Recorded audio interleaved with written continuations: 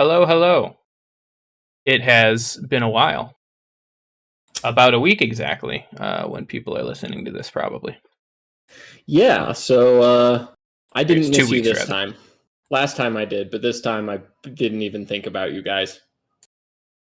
Yeah, clearly not, as, our few but loyal listeners may have noticed that we did not release an episode this last week, which we apologize greatly for. You do. I don't. Yeah, I'm good. I apologize enough for the both of us. Well, apologize less then, because yeah, I'm not not going to having it. apologize any less. Fuck you. Thank you. Anyway, we're going to talk about some more cards, as we you. do, as one does. You don't have any like Netrunner specific news for us this time? No. Unfortunately, no happenings in the general Netrunner space. That one tournament is still going to be a thing that happens. Don't reckon I'm gonna, even try to go to that. I guess Sad. because the like startup card pool or whatever is like so small. Yeah. It's like just the like couple or few Nisei sets. Some of which I guess have like reprints of old cards. But even if I wanted to play, I would have to print out like so many fucking cards in order to do that. Why would someone like deliberately look at all of the great cards Netrunner printed and be like, no, I want to play with the dumb Nisei cards instead? I don't know. I think it's just the wanting to play something new and living. I mean, it's sort of like ever since Netrunner stopped being produced, right? Why don't we still, play it on a weekly basis, right? Well, it's because there's Yeah. nothing new. We've already, in a sense, obviously not objectively speaking, but in a sense, we've kind of already played it all because we were there playing it when it was coming out. Yeah, there's a point to that, I suppose. But I'm just bitter, and I'm going to continue to act bitter. And I don't blame you. I share a little bit of that bitterness as well. But yeah, I was looking at the Nisei startup card pool, and I was like, that's oddly small. For some reason, I thought they would keep more of the just OG Netrunner sets, and just kind of sprinkle in, their stuff. But yeah, I think I was looking at what the startup card pool is, and it's like, I could be wrong, but it seemed like it was like 75% like Nisei cards, and then Mm-hmm. so I don't know. I just don't feel like doing that, so I'm Yeah, not going fair to. enough. All right. Well, let's talk about real Netrunner. Okay. All right. Do you want me to start us off this week? Yeah, man, kick it off. All right. So first up, still within the Shaper hardware pool, we have the Personal Touch. It is Shaper hardware, as mentioned. It has the subtype mod. Its text reads, install the Personal Touch only on an Icebreaker. Host Icebreaker has +1 strength. Costs 2 credits to install, and it is 2 influence. Okay, so Aaron, on the surface, this has like not unacceptable math. You're like 2 credits for +1 strength forever. That's not awful. So why did nobody play this card? That's a good question. It's a good point, right? There's 2 credits for, forever, right? Maybe with a couple asterisks there, but for the most part, forever. Yeah. +1 strength on your icebreaker for just 2 credits is like seems pretty good. Mm-hmm. Being able to boost any number of icebreakers, from that magic 3 to 4, or even, you know, some more memey stuff like throwing a personal touch on a fem to get it to 3. Things like that all seem pretty appealing. But I think it's just an issue of deck slots, really. That is a big factor, isn't it?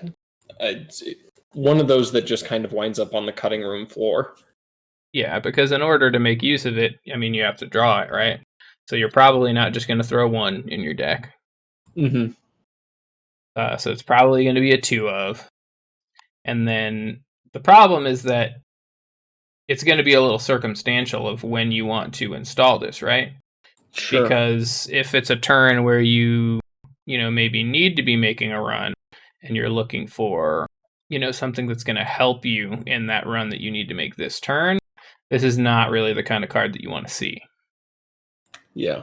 Because now it's like, oh, I do the personal touch. Now I have to spend a click and 2 credits, which will, okay, boost my, whatever, insert icebreaker here by 1 strength. But, that's not really that's kind of setting me back more than it's getting me ahead. Yeah, a little bit. It also suffers from kind of the same problem that we were talking about with Link last week, right? And obviously this is better than Link is in general. Yes. But you're spending money that is on that to basically have money, well, like a little bit more money, or have to spend a little less money for one specific thing. And what you could do instead is just be richer. Yeah. There's a lot of circumstances where just having the 2 credits and a click is, better than having the personal touch. Now, obviously, that ends up being less true as the game goes on. Right. This is one of those cards that, eventually will pay for itself and, end up paying dividends, depending on when you're able to play it. Yeah. Like, if you're able to get this down, first turn on a Yogg or whatever, that's going to be pretty nice, throughout the whole stretch of the game. Absolutely. But seeing this midway through the game when it's, 5 agenda points to 3 and the corp just, installed in a 3 deep remote, now it's like, all right, this is probably the last card I want to see. Yeah, it's a good point. It's a little bit specific and it's a little bit unnecessary. Yeah, it's really circumstantial, and then at the end of the day, the slots spent on this card is probably going to be better spent on, like economy. As the game went on, we got really what was just a better version of this eventually. Yeah. Granted, it was quite a bit later in the game, but of course, I'm referring to Net Ready Eyes, which is really just a better, a more flexible version of the personal touch.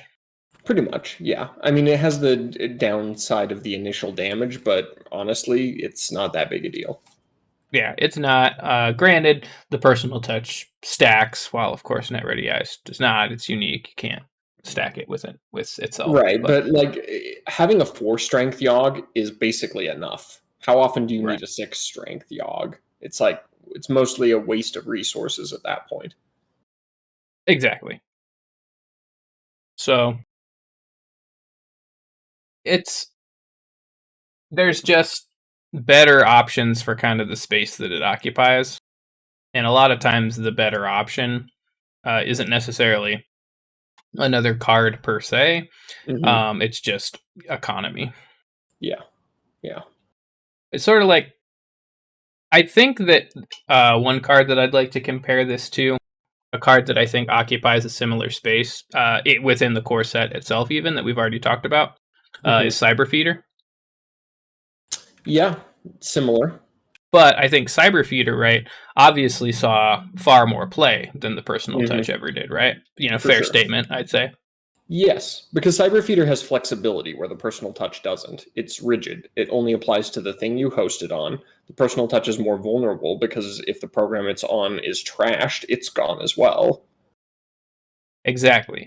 Cyber Feeder is, for the most part, just kind of a better, more flexible version of the personal touch, where it gives you just floating credit that, yes, a lot of the times will be spent, boosting 1 strength or breaking 1 subroutine or whatever.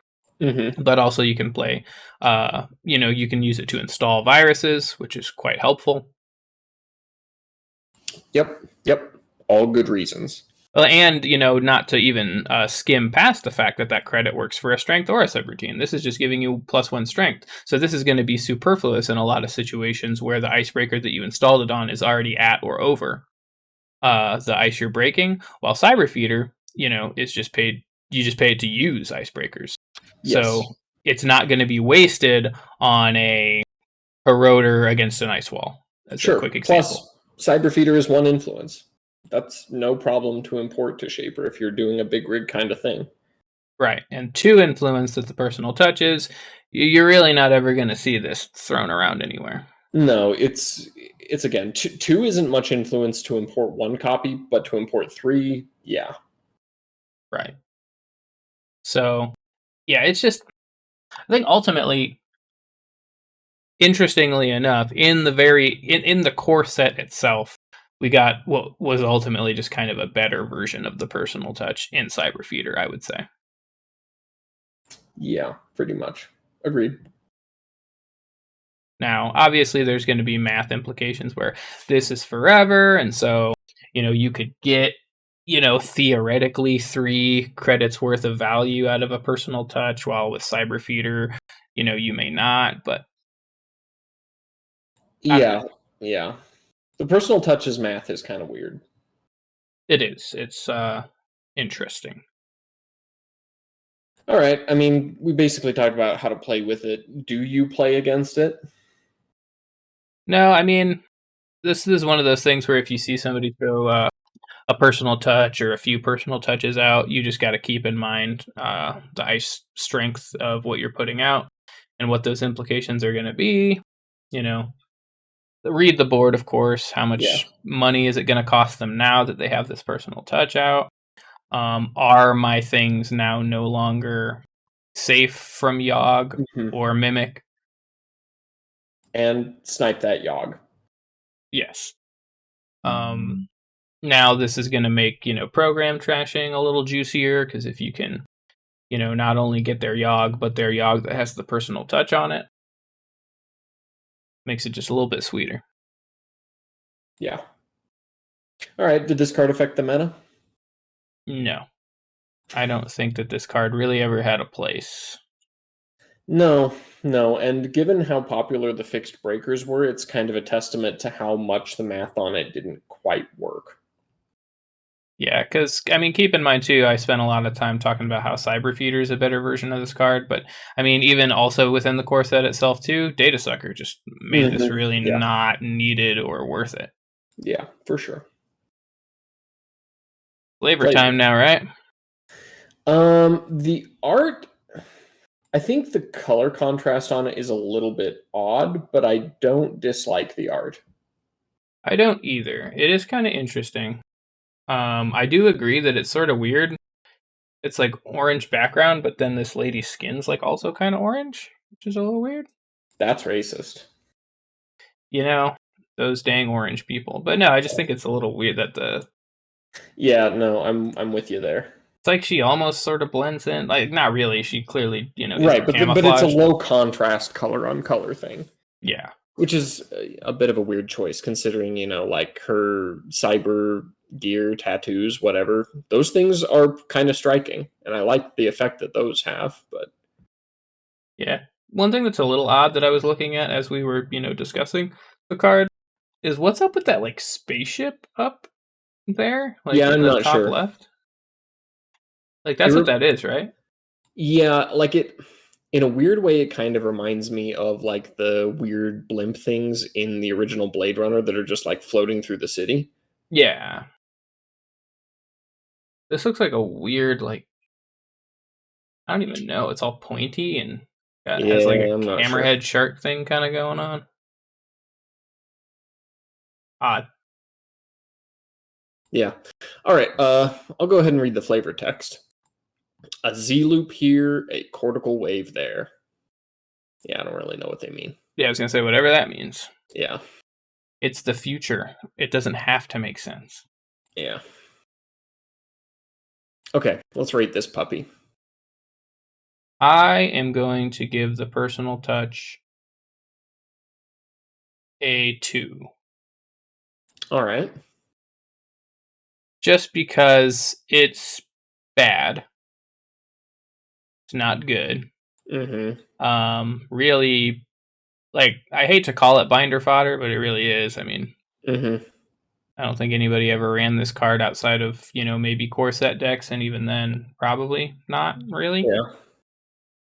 But I do still think it's like a cool effect. I think it's interesting. It's one of those cards where as I was flipping through my box, because I never had a binder. A little pause here. Do most people keep their card collections in binders? I feel like that's so unwieldy. I personally keep mine in a binder. See, I keep mine in a box, one of those big white card boxes. Yeah.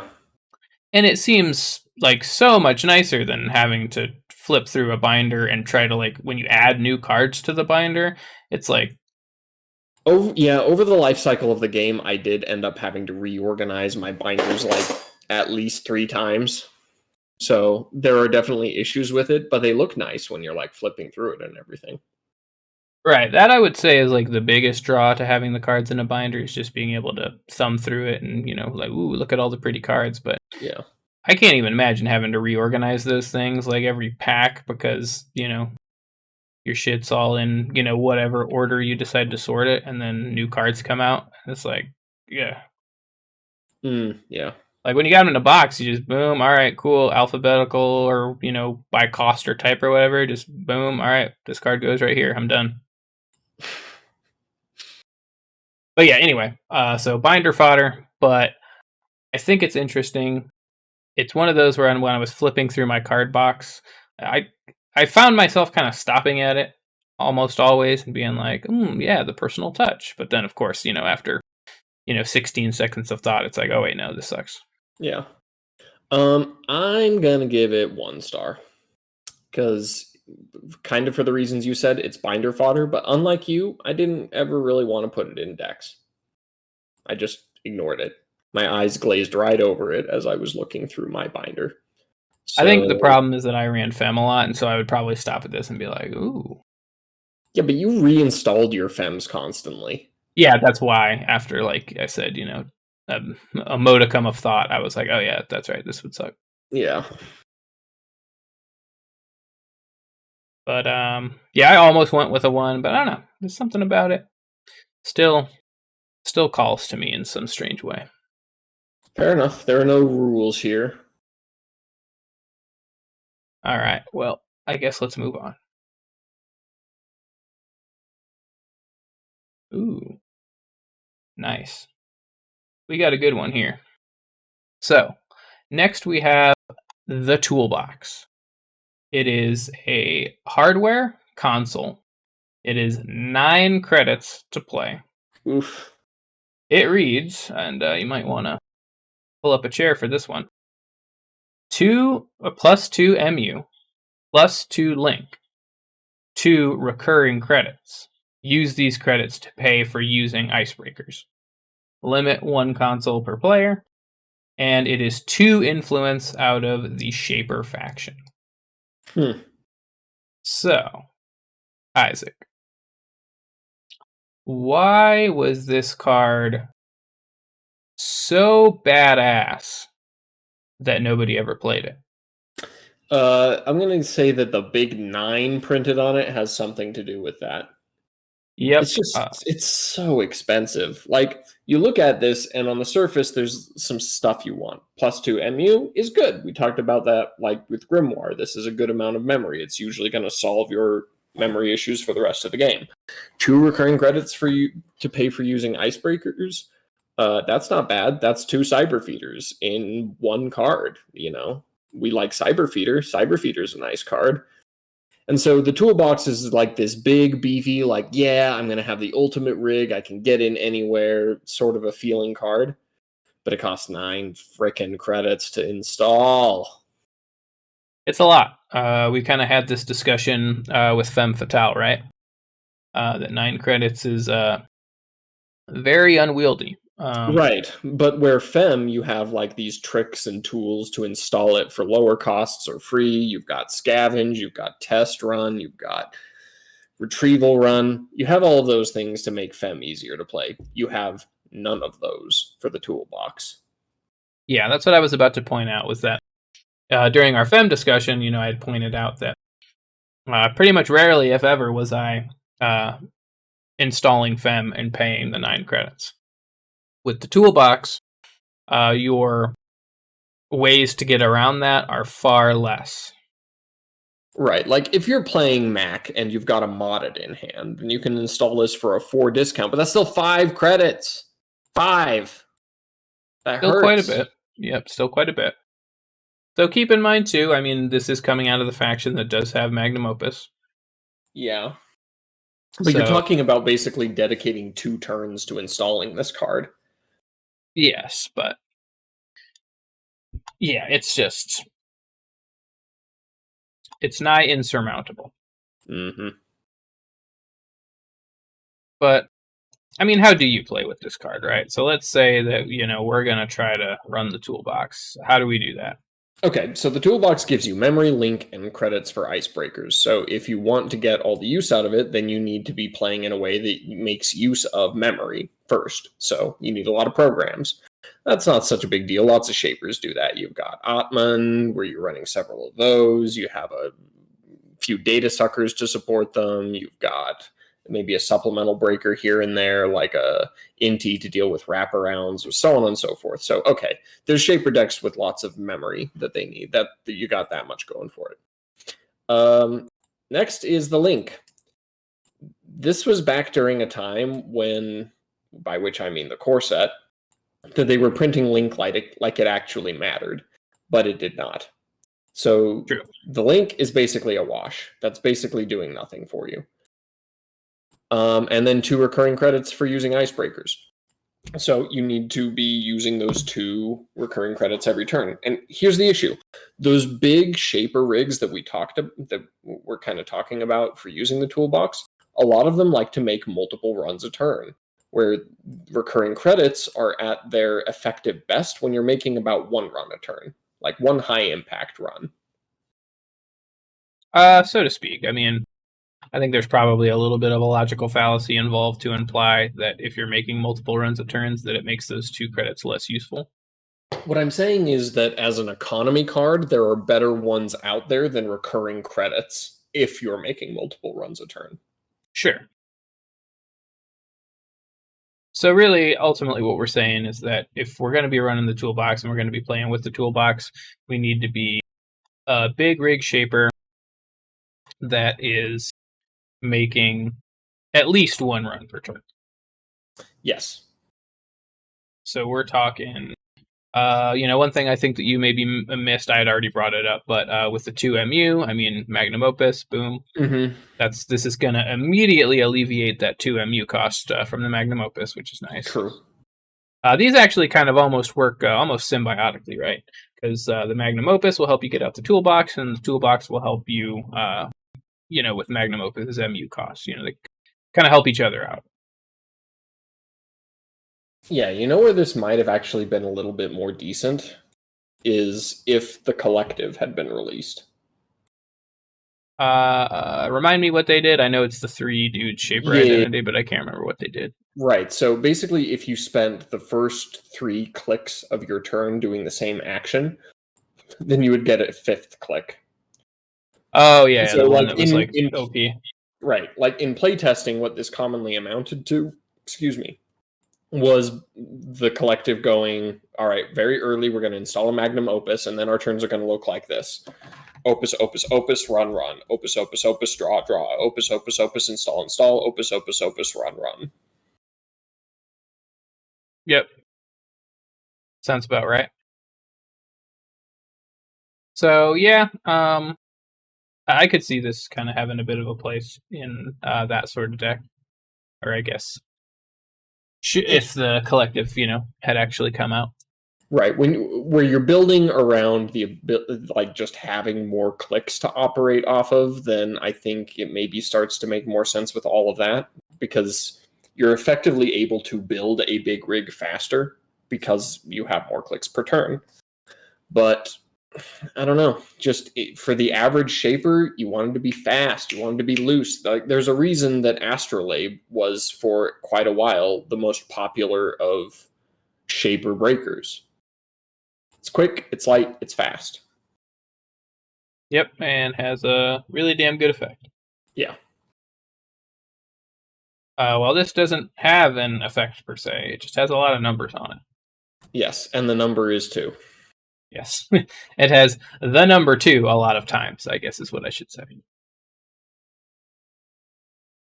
I mean, how do you play against this, though? So, say you got Toolbox across from you. How do you play against that? Just like many things that we talk about in this kind of realm, it just changes the math. So understand that the math has changed. Yep, understand that all your link is, or I guess all your traces rather. Yep, you're gonna have to pump that C source by 2 more credits. Boy, howdy. I don't know, is there really all that much more to say about the toolbox from Not really. I guess the meta, right? Do we think it affected the meta? No. You know what happened in competitive Netrunner if someone installed the toolbox across from you is you chuckled mildly to yourself. Yeah, you were like, wow, this guy. You know, bless the new guy for showing up with only the core set. Right, like you saw that guy and you were like, this guy just doesn't understand yet. Which is sad, because the other two consoles that the other factions got in the core set are awesome, and this was not. It was kind of boring, and it wasn't good. It tried to be awesome in a different way, but it was in Yeah. a way that did not work. Yeah.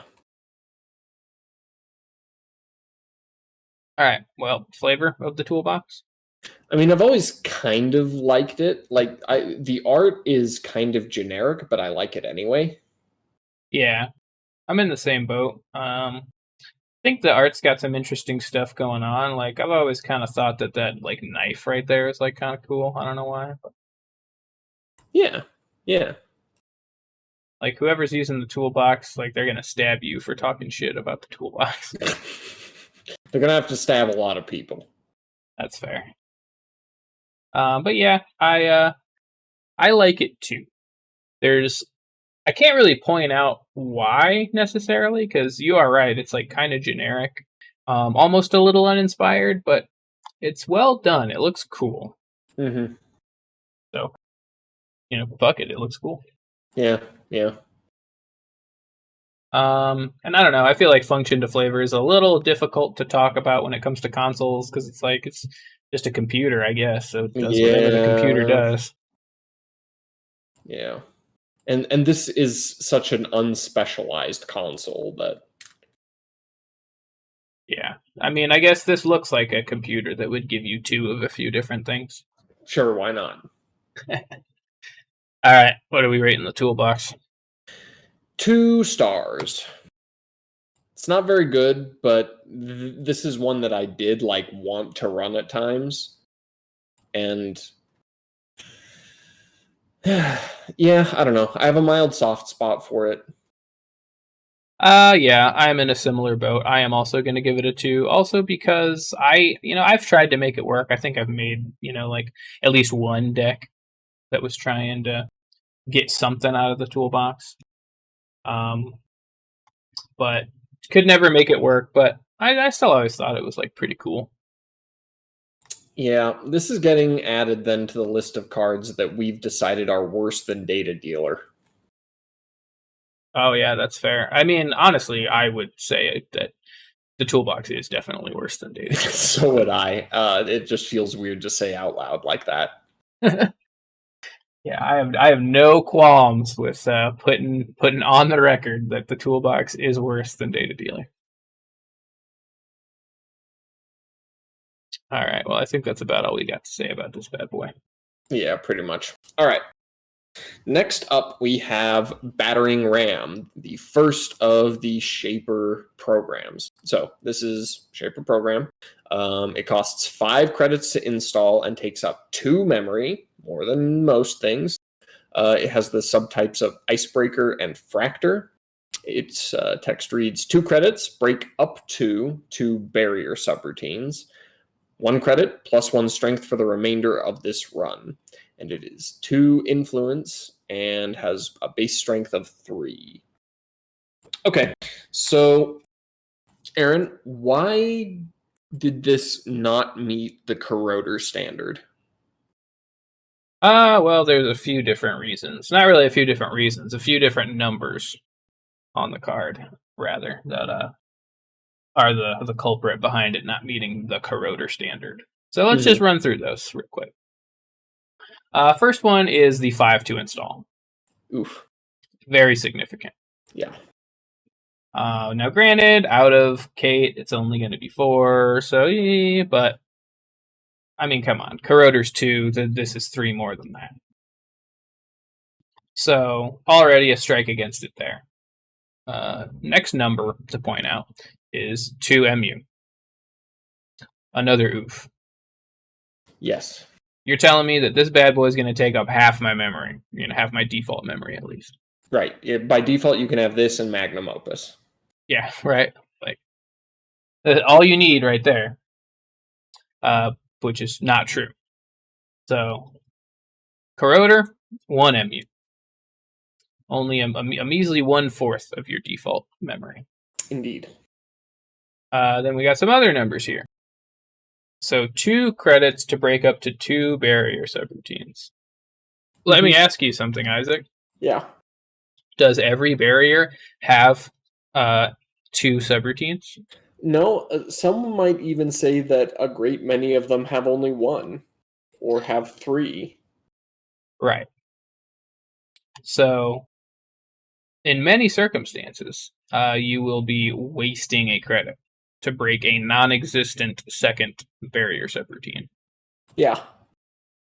And there's many barriers that only have the 1, some that have the 3, but a 1 sub barrier is going to be the most common instance where this is not awesome. That's going to be, battering ram's a hefty boy. It takes a lot of money to swing that big goat man. It's true. This goat man, it's got to eat. But anyway, what I was going to say is, just to throw out some examples, I mean, that's your ice walls, your wall of statics, your wraparounds. Majority of the popular gear check barriers are going to be 1 sub. Granted, this feels a little better against something like, Eli, but that's going to be probably the only circumstance, though granted Eli was, quite popular. Yeah. So, all right, a little bit of a plus for it. That does it perform pretty decently against what was probably the most popular barrier in the game for a very long time. Yeah, sure. But maybe that's not enough. Yeah, not enough. And then, of course, +1 for +1 strength for the remainder of this run. That's good. That's a plus. That's better than Corroder. Right, if they have more than 1 barrier, which is common. Yeah. But also, starts at 3 strength. So, hey, also better than Corroder. But the problem is that those first 3 numbers that I pointed out are not just worse than Corroder, they're pretty significantly worse than Corroder. Yes.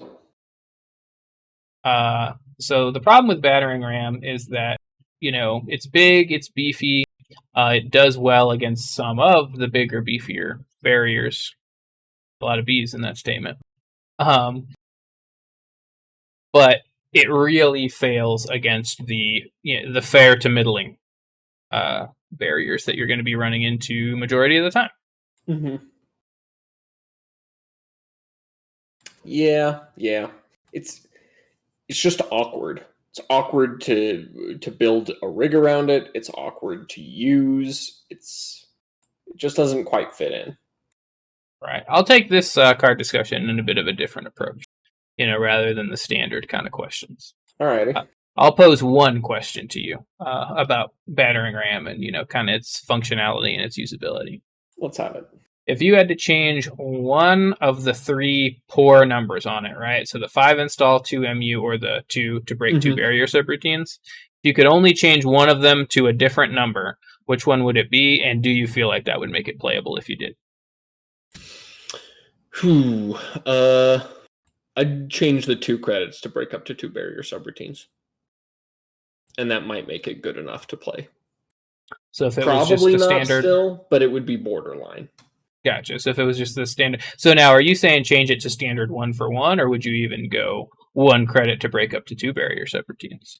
1 credit to break up to 2 might push this over to the edge into being quite good. Like 2mu is still a bit expensive, but I think people would legitimately play it and would have played it for a long time at 1 credit for 2. At 1 credit for 1, it would have been borderline early and then overshadowed later. Yeah, I think I agree with that assessment. Honestly, I think if this was 1 to break up to 2, a lot of people would find excuses to run this in spite of the high install cost in the 2mu. Yeah. I think then at that point, this would actually fill that role that I think the developers were trying to make it fill, of being the big, beefy, big rig shaper barrier breaker. Right, but too often it was just inefficient. Yeah, it's definitely big, but it was not. It was not what it was meant to be. It needed fewer C's. Yes. Yeah, honestly, I think that if you change this from 2 to 1 on the breakup to barrier, so 1 for 2 barrier subroutines, this actually might be a pretty kick-ass card. Yeah, I would agree. If only. Another tangent that I'll go off on here is one thing that I thought was interesting about the way Nisei's kind of going with it of making new cards. You know what we should do? What's that? We should do our own Nisei, where instead of making new cards, we go back through every card that was released and rebalance them all. We just fix them all? Yeah. It would be better. It would be better than Nisei. I'm saying that. Hey, Nisei nerds, if any of you are listening, I'm calling you out. Yeah, our Netrunner rebalance project is going to be the new hotness. Definitely.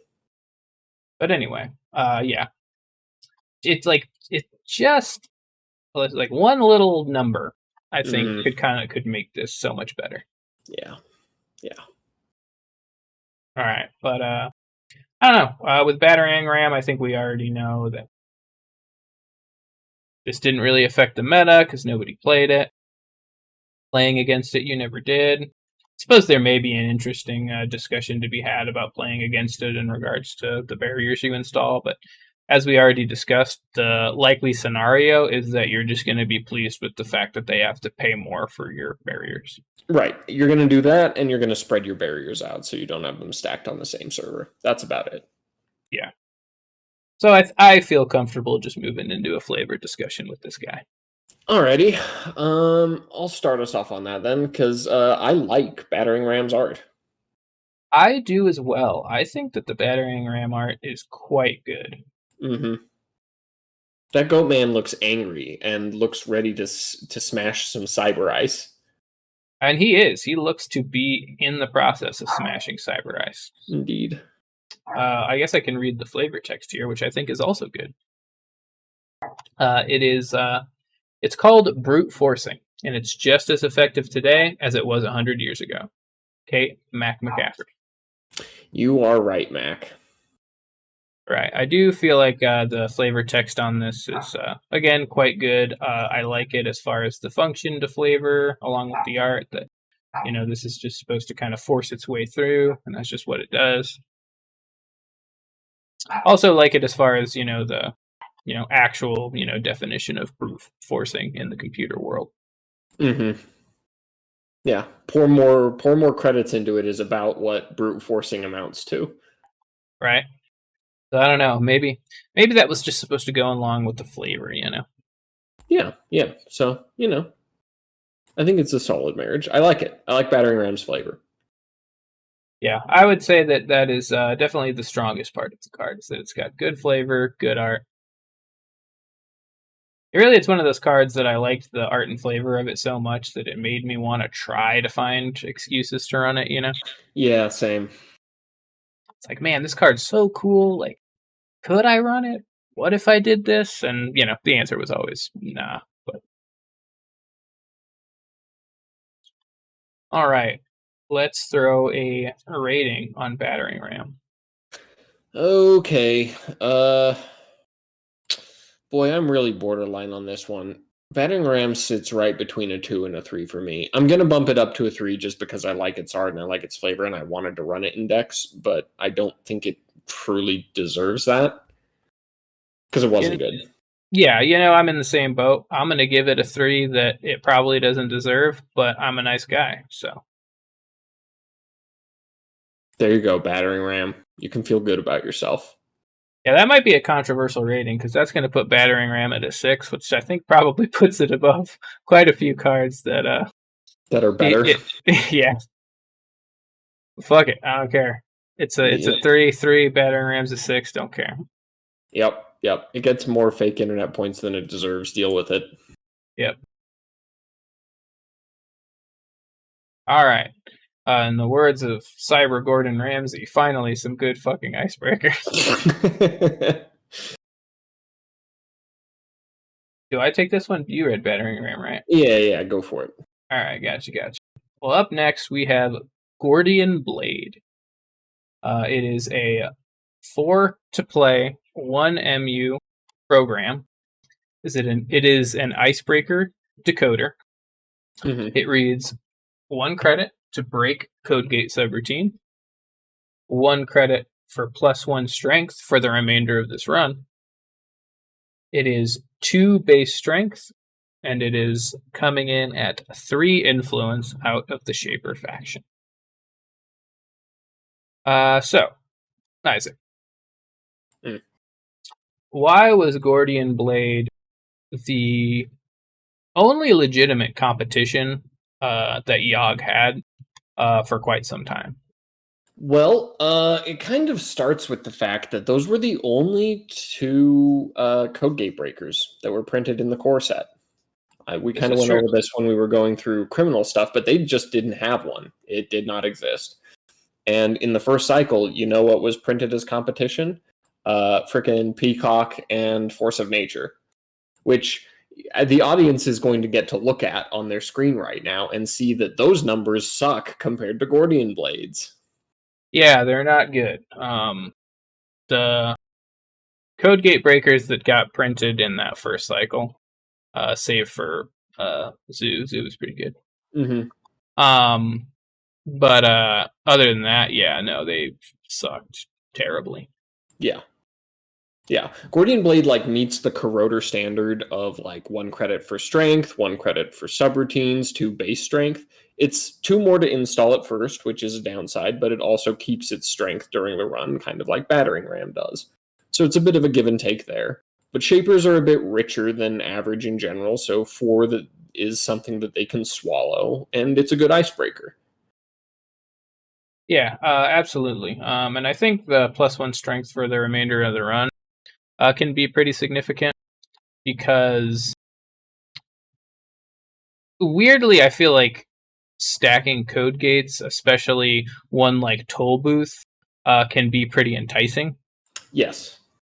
And so, like if you have 2 Toll Booths, right, and you're like, oh man, I really want to make this remote server a huge bitch to get into. You're Right. probably absolutely thinking like, hell yeah, 2 Toll Booths back to back on this bad boy. Right, and particularly for early code gates, a lot of the cost of breaking them was strength. And if you've got like a chum in front of a toll booth, then you pump up to break the chum, only 1 credit on the subroutine, and then you only have to pump 1 more and break 1 on the toll booth. And yeah, it's still got the 3 credit tax on the toll booth itself, but it's cheaper. It makes a difference. Yeah. Or in the case of just 2 toll booths stacked back to back, Right. you're saving the 2 credits on the next toll booth that you break after the first one. Of course, still paying the 3 tax, but it's significant. Yes. At least it can be. Yes, it can be. Not always, but like I said, I feel like of the ice that gets stacked, just kind of the nature of code gates made that more of a likely scenario. Yeah, agreed. How do we play with it? How do we play with Gordian Blade?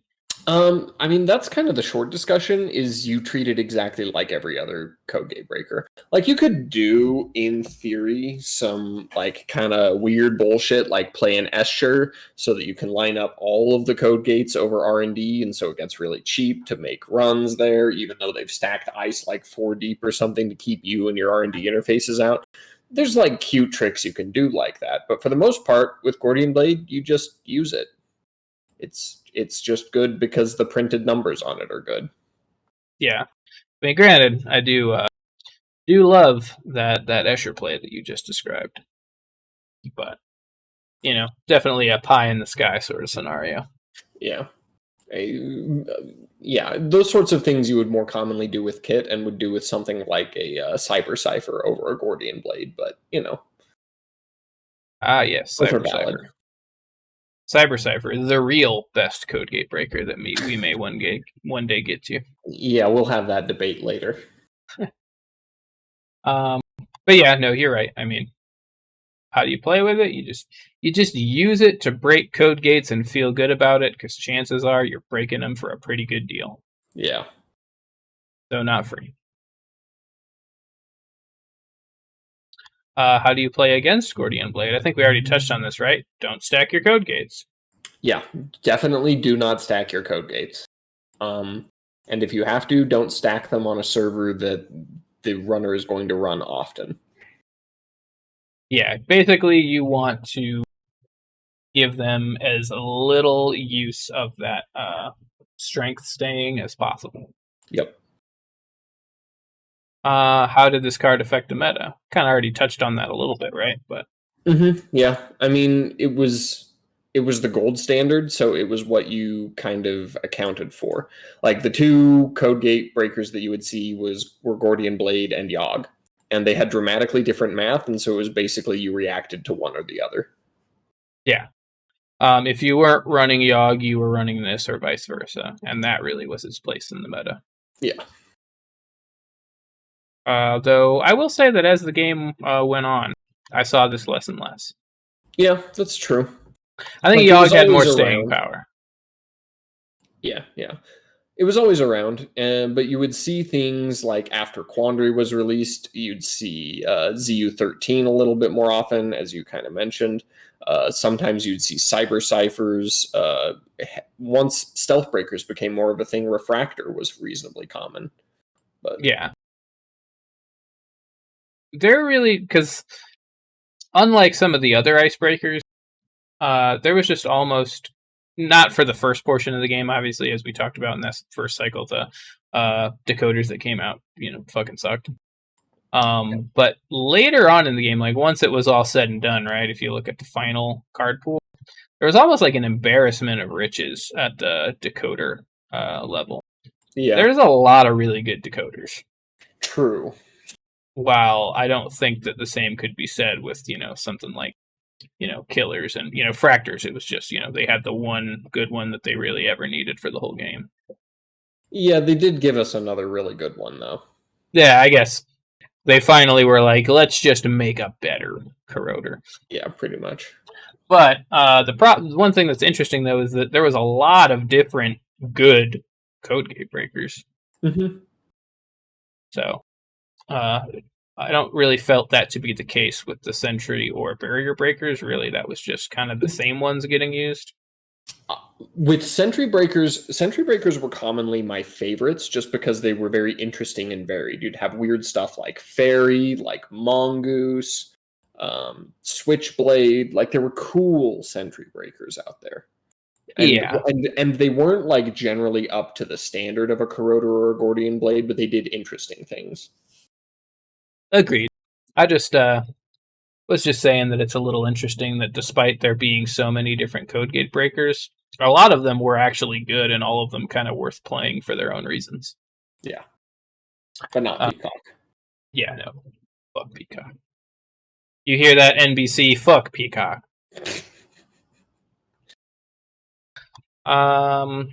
Flavor. B+. I like it. But it's not, or maybe just a regular B. Yeah, I'm gonna go with a regular B. It's a little generic, but it's good. I like the art. It's pretty. Got nice colors. Big shiny sword. Yeah, I do agree. I think it's pretty striking. Almost a little iconic. I don't know why, but Gordian Blade is one of the arts that kind of stuck with me. Yeah. Something about the cool, shiny cyber sword cutting through the strings of data. It's a little weird, though, because it's not cutting through a knot, per se. Mm-hmm. Like, that just looks like it's just cutting through straight lines. Yeah, but, I mean, I get the effect. I get what it means. Yeah. You want to read the flavor text? Sure. It can slice through the thickest knots of data.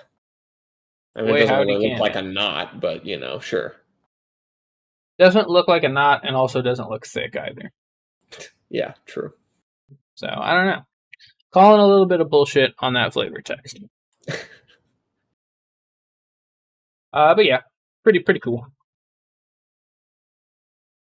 What are we rating Gordian Blade? I am going to give it 4 stars. It was really good. I like the fact that it got the +1 strength for the remainder of this run. That makes it more interesting than a lot of the more average icebreakers. It was good without ever feeling broken. This was like a really well-balanced card, and I appreciate the developers of the game for making it the way they did. And I like the art. Yeah, I too am going to give it a 4. Basically for all those same reasons. This is one of those cards that I think is really good and solid, but doesn't feel like bullshit. Mm-hmm. Which I think is hard to do. Yes. So, gotta give credit where credit is due on that one. But yeah, nothing much more to say about Gordian Blade. It's just good. Yep. Alrighty. Moving right along. I think it's your turn to go ahead and take the reins on this one. All right, so next up we have Magnum Opus. Magnum Opus is a Shaper program. It costs 5 to install and takes up 2 memory. Sounding a little familiar so far. It has no subtypes, and its text simply reads, click, gain 2 credits. And it is 2 influence. Don't forget, its strength is also dash. Its strength is also dash, you are correct. Okay, Aaron.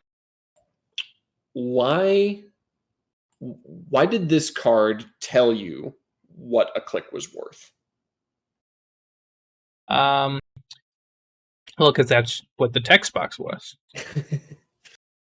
A click to gain 2 credits. This really did set the standard, didn't it? It did. Was that from the get-go of the game, there was a program you could have in your deck that made it so that when you spent a click, you got 2 credits instead of the 1. Forever. Yep, forever. Or I guess until it gets in trash, until you make a foolish run against a roto turret. Right, yeah. Oof. We all been there. But yeah, it's just kind of simple as that, right? Is that it exists, you can play it. Mm-hmm. It is only 2 influence, so I mean it is splashable. It is splashable. Tutoring it is a little bit difficult outside of Shaper, though. Sure, but not outside the realm of possibility. Can't you know? I have definitely seen it played in other factions. Yeah, I've done it in Anarch. But yeah, it's hard to really kind of think of interesting things to say about Magnum Opus because it just does what it does and it does it very well, and that is getting you money. Okay, well, I think the question of how you play with it is a little bit interesting because a click for 2 credits seems kind of obvious, but you have to build around this a little bit. Yeah, it's not easy, right? Because as we have discussed, it's 2 MU, which is unwieldy. This is half of your MU, but of course for much greater purpose than old battering ram was. But also 5 to install is a little bit of a hurdle to get to. Mm-hmm. Because keep in mind that 5 is also sure gamble range, right? Yeah. So, if you have 5 credits and a sure gamble in hand, right? And, okay, do I want to play my sure gamble then play this? Do I want to play this to get it out now? Knowing that I've not maybe drawn any of my sure gambles, and I'm holding on to this Magnum Opus, there's some decisions to be made at that 5 credit mark and dropping yourself down to 0. Yeah.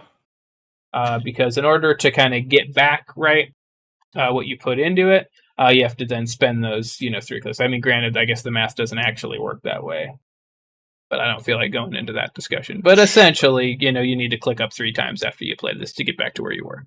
Yeah. Yeah. The real benefit to this was its permanence, right? Where many econ cards, you end up having to draw more of them and install more of them, and it takes time and money to do so. If you draw liberated accounts, that's 6 to install, and you need to slap it down and then use it, so on and so forth. Armitage code busting has the same problem. But Opus is a 1-card solution to economy. And yeah, you'll probably still keep some burst econ like sure gambles and so forth in your deck. But The earlier you get this down and the longer the game goes, its math improves in that regard because all of those clicks you use have never required an additional click to install it. Yes. And with that, what this card allows you to do is put the ball in the corpse court, so to speak. Because when you have Magnum Opus, you not exactly, but almost sort of become immune to just being walled out by the corporation. Mm-hmm. Yeah. Because the longer that the corp stalls the game and stalls building a big server and getting their own money and yada yada, is just more turns where you can just click for 8, click for 6, and draw. Yeah. You as the runner, once you have this, your economic lead is only going to go up as the game progresses, barring like absurd asset spam corps that just sit on their haunches and make infinite money. Sure. But yeah, if you're playing against a more glacier-y sort of corp deck, you really put it on them to start trying to score out or enforce scoring windows, because the longer they kind of sit on them, the more difficult it's going to become for them to keep you out. Yeah. And interestingly, this really was kind of the only permanent econ solution that was really in the game up until Katie Jones got released. Mm-hmm. Yeah, and Katie Jones was kind of the competitor to Magnum Opus. Yes, both good for different reasons. Mm-hmm. Both permanent in different ways. Or I guess, non-permanent in different ways. Opus is better at just bursting. Katie is a little bit more efficient the longer you store her up, but then you don't always have access to that money. It's an interesting balance, and both had their place.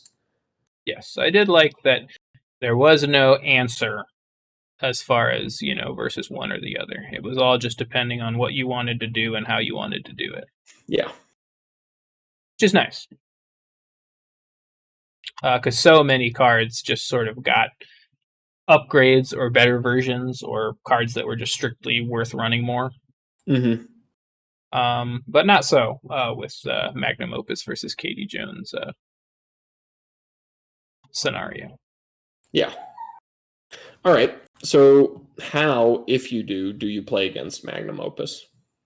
Well, again, so when the Magnum Opus hits the table, in my mind, right, I know that I've got to start doing something.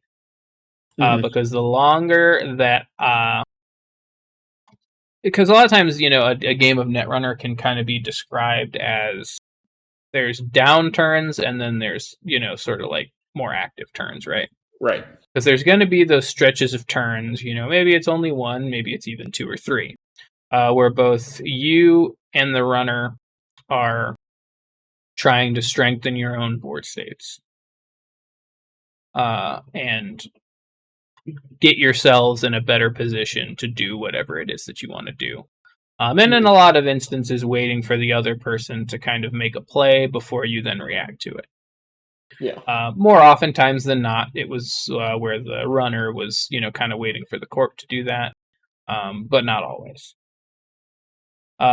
With Magnum Opus, I know that I can't have too many of those down turns now that Magnum Opus is out on the table. Right. Because the runner's down turn is going to be better than mine from an economic perspective and sort of economic leverage perspective than mine are basically every time. Yeah. Can I field kind of a thought on you? Sure. The 2MU, I think, creates a scoring window, or at least it can.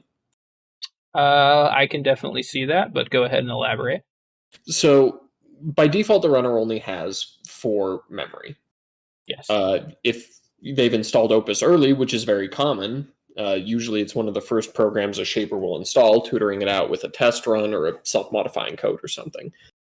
At that point, they only have 2 other memory, and they've oftentimes just used a tutor to get Magnum Opus on the deck. So while they have economy, now they need to find their breakers, and they need to find the memory to be able to install all of those breakers. And they don't because they only have 2 more to work with right now. So I think that there is very commonly a scoring window there if you can kind of rush out the door. And not all corporations are equipped to do that, but it is an opportunity if you can take advantage of it. I would agree wholeheartedly. I found that the next 2 to 3 turns after a magnum opus hits the table is when you really want to take advantage. Mm-hmm. And interestingly enough, in my one of my earlier next design decks, I think my first one that I had taken to a tournament, implemented pretty effective use of Chimera, which helped with that scoring window. Mm-hmm. Because they would get a magnum opus out, then they only have access to, kind of like you said, 2 of their 3 breaker types. And then really with Chimera, I would just rush out an agenda and then res it as whatever they don't have. Yeah. Granted, Chimera, not a great card. One day we'll get to that. But I found that that was a good card to help take advantage of that magnum opus scoring window. Yep. But yeah, playing against it, really, you just need to not get too complacent and take advantage of the scoring windows as they come to you, especially those early ones that you're likely going to have after they do first install it. Mm-hmm. All right. How did this card affect the meta? I mean, only by setting the value of a credit for the rest of a click for the rest of the game. Yeah, more or less. It was the comparison to which other cards were brought to when deciding whether or not they were worthwhile economy. Yeah, it was the bar. The bar. Which I would say is quite important from a meta perspective. Yeah, for sure. But then, of course, we kind of already discussed its rivalry, so to speak, with Katie Jones when that came out. Mm-hmm. Yeah. Which was kind of just a preference based on, how much memory you had, whether you had tutoring options, so on and so forth. Yep. Again, just the kind of deck you were running and what your playstyle was. Yep. Flavor time. All right, I'll go ahead and read this. The great work was completed on a rainy Thursday afternoon. There were no seismic shifts, no solar flares, no sign from the earth or heavens that the world had changed. But Upstock and Heinlein, on a single Cybesoft manufactured data core, the flickering data quantums of an account began to fill with creds. Real, honest-to-goodness, UN-certified creds.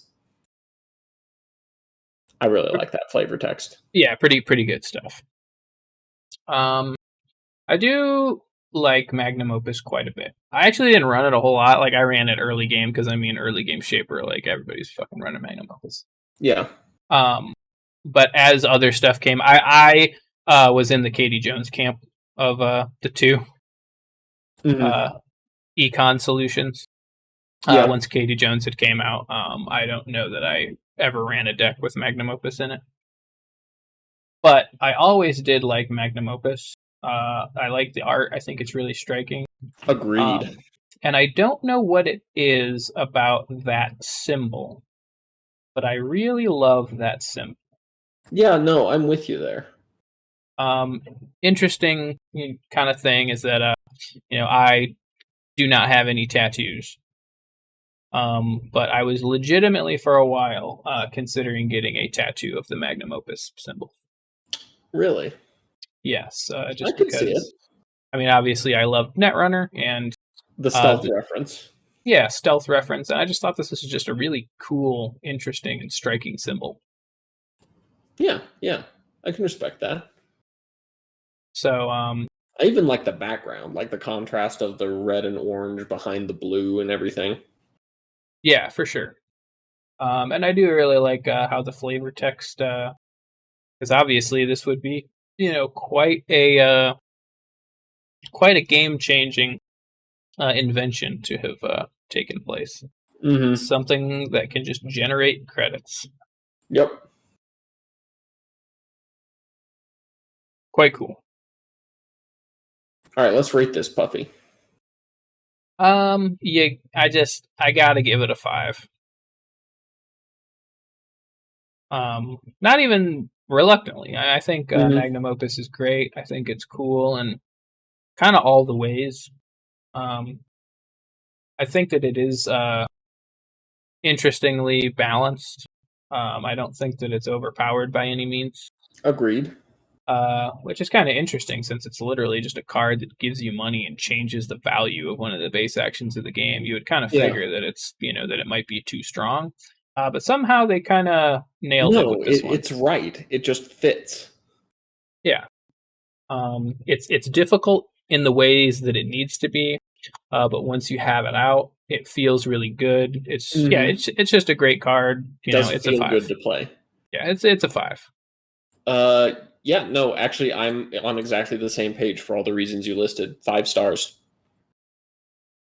So this is the first 10 that we've had since Data Sucker.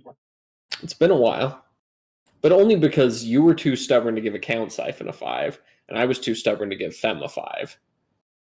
Yes. But, we finally did it. We finally came to an agreement on Magnum Opus. We did it. The great work was completed. Into the Cyber Gods tier it goes. But with that, I think that's a good episode worth of discussion. That's a solid one to end on. Exactly. It can only go downhill from here. But with that, let's leave our audience to go generate some UN certified creds with their Magnum Opus. But yeah, don't do drugs. Don't do cyber drugs.